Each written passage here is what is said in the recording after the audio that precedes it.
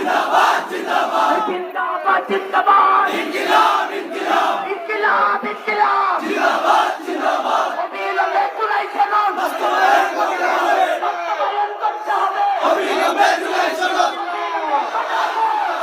ইনকিলাব ইনকিলাব শিক্ষা সন্ত্রাস শিক্ষা সন্ত্রাস ওই একসাথে চলে না।